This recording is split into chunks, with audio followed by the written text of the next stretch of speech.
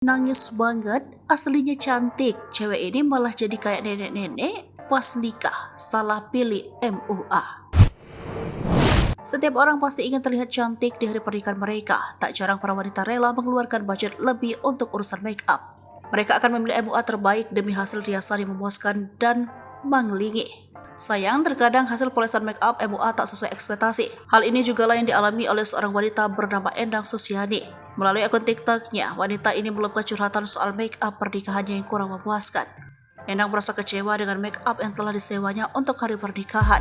Ia pun mengunggah foto dirinya polesan make up MUA tersebut. Endang beranggapan wajahnya menjadi seperti nenek-nenek setelah di make up. Sang MUA yang tampak ingin membuat riasan konsep Barbie ini kurang berhasil mengaplikasinya. Shadow, shading hingga blush on tidak terblend dengan sempurna. Bahkan editan dari fotografer pun kurang menolong. Padahal Endang sendiri sudah memilih baju adat yang cantik dan tampak mewah dengan nuansa gold. Sayang, make up yang terpoles di wajah justru membuat penampilannya tampak seram.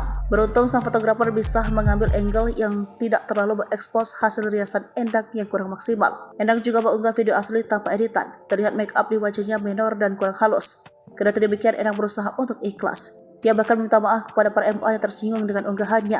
Ternyata wajahnya lebih cantik jika tanpa polesan make up dari MUA tersebut.